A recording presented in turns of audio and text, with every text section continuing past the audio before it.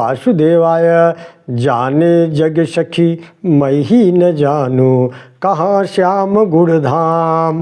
गोकुल सुबह दोपहरी मथुरा, पूरी द्वारिका शाम।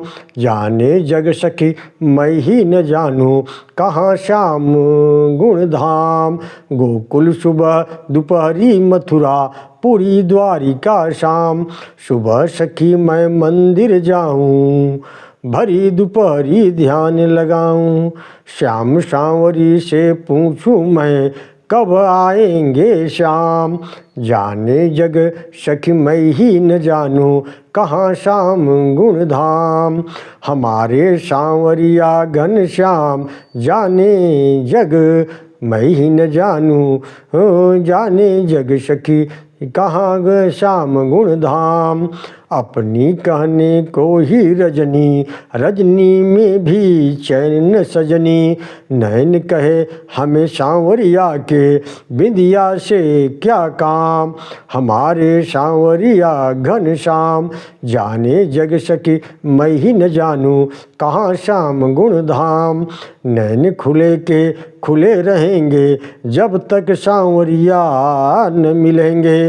गोविंद को जो ध्यान लगावे, गुरु को करूं प्रणाम। हमारे सांवरिया घन श्याम, जाने जग सखी मैं ही न जानूं, कहाँ श्याम गुण धाम। ओम नमो भगवते वासुदेवाय। इस प्रकार हमारा गृहस्थ धर्म सर्व संपत्ति संपन्न है। हे पिताजी, आपकी कृपा से यहाँ कोई दुख नहीं है। हमारे पति ये महर्षि मेरे घर से बाहर कभी नहीं जाते, प्रति प्रीति के कारण ये केवल मेरे पास ही रहते हैं।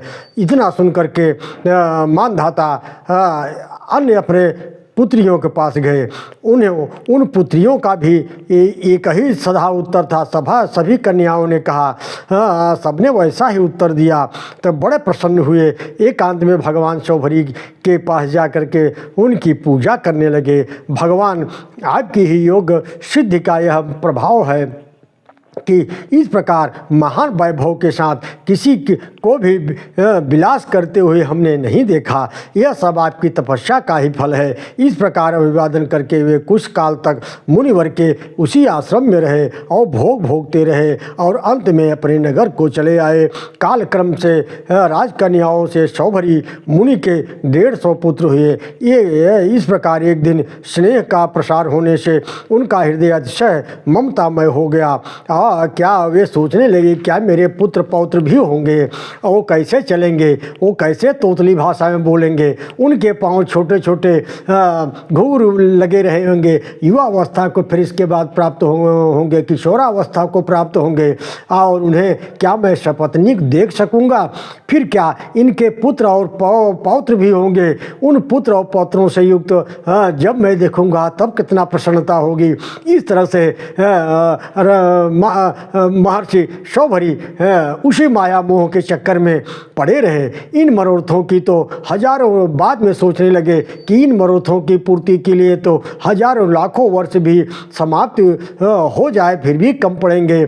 इसलिए यदि कुछ पूर्ण भी हो जाते हैं तो उनके स्थान पर अन्य नए मनोरथों की उत्पन्न हो जाती है।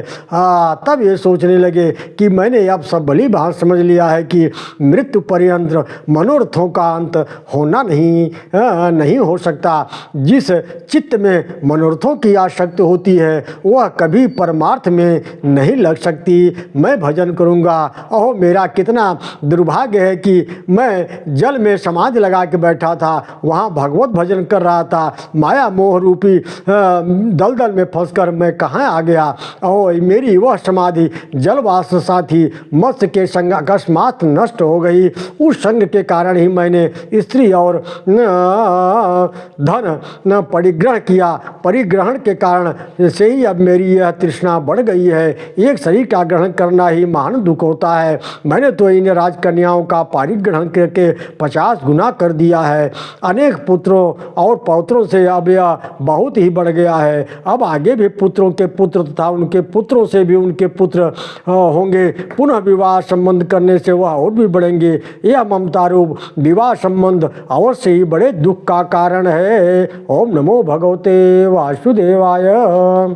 इस तरह से पाराशर जी बोले। इस प्रकार मन ही मन सोचकर सौभरी मुनि पुत्र, गृह, आसन, परिच्छद आदि संपूर्ण पदार्थों को छोड़कर अपनी समस्त स्त्रियों के साथ वन में चले गए।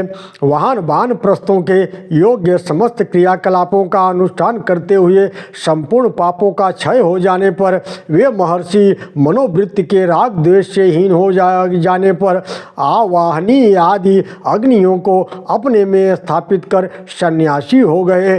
फिर भगवान में आसक्त हो संपूर्ण कर्म कलाप का त्याग कर परमात्म परायण पुरुषों के अच्युत पद मोक्ष को प्राप्त कर लिया, जो अजन्मा अनादि अविनाशी विकार और मरणादि धर्मों से रहित इंद्र आदि से अतीत तथा अनंत है। इस प्रकार मानधाता की कन्याओं के संबंध में मैंने इस चरित्र का वर्णन किया है। जो कोई इस सौभरी चरित्र का स्मरण करता है अथवा पढ़ता है, पढ़ाता है, सुनता है या सुनाता है, उस चरित्र को धारण करता है या अपने दूसरे के हृदय में धारण कराता है या लिखता है या लिखवाता है, सीखता है तथा सिखाता है अथवा उपदेश करता है या दूसरों को सुनाता है, उसके 6 जन्मों तक के दुसंतति